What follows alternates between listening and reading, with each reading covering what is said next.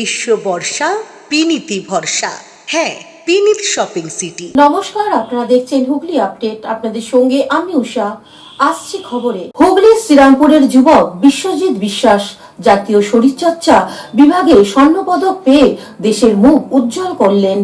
হুগলির শ্রীরামপুরের বাসিন্দা বিশ্বজিৎ বিশ্বাস ওরফে আর্য কেবল জেলাকেই নয়, সারা দেশে রাজ্যকে গর্বিত করেছেন। কর্ণাটকের বেলগাঁওয়ে ইন্ডিয়ান বডি বিল্ডার্স ফেডারেশন কর্তৃক আয়োজিত জাতীয় বডি বিল্ডিং প্রতিযোগিতায় তিনি স্বর্ণপদক জিতেছিলেন।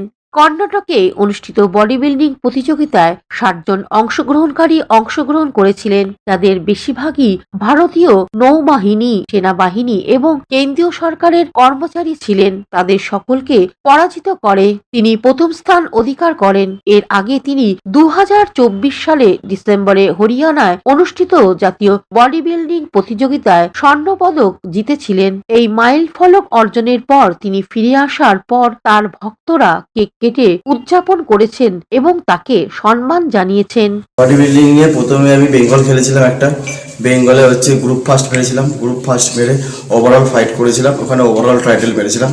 তারপর ছিল আবার মিস্টার ইন্ডিয়া ক্লাসিক কম্পিটিশনের সিলেকশন ছিল, ওখানে সিলেকশন নিয়েছিলাম। সিলেকশন নিয়ে এটা খেলতে গেছিলাম, আমি ন্যাশনালটা খেলতে গেছিলাম হরিয়ানাতে আমি আমার ক্যাটাগরিতে গোল্ড মেডেল জিতেছিলাম।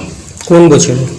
এইটা 23 মনে হয় ফেব্রুয়ারি ছিল, 23 ডিসেম্বর ছিল, 24 ডিসেম্বর 2024 গোল্ড জিতেছিলাম national level. Indian body building federation, এটা একটা এমন ফেডারেশন যে ফেডারেশন থেকে মানুষের কেরিয়ার চেঞ্জ হয়ে যায়।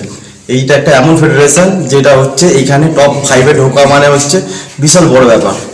মানে আচ্ছা ফেডারেশনে যারা এখান থেকে প্লেস পায় না, টপ 5-এ ঢুকতে পারে না কিংবা টপ 10-এ ঢুকতে পারে না, তারা গিয়ে অন্য ফেডারেশনে গিয়ে গ্রুপ চ্যাম্পিয়ন মানে।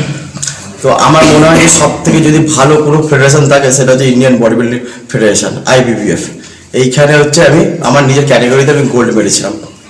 আচ্ছা, আরবি ফিটনেসের সাথে কত বছর যুক্ত আছেন আপনি? এইটা আমার নিজের একটা জিম, ঠিক আছে, ছোট্ট একটা মন্দির। তো এইটা নিয়ে মোটামুটি এই জিমটা আমার মোটামুটি 5 বছর হয়ে গেল। Bureau report, Hooghly update. এখনকার মতন খবর এই পর্যন্তই। প্রতিদিন দেখুন হুগলি আপডেট।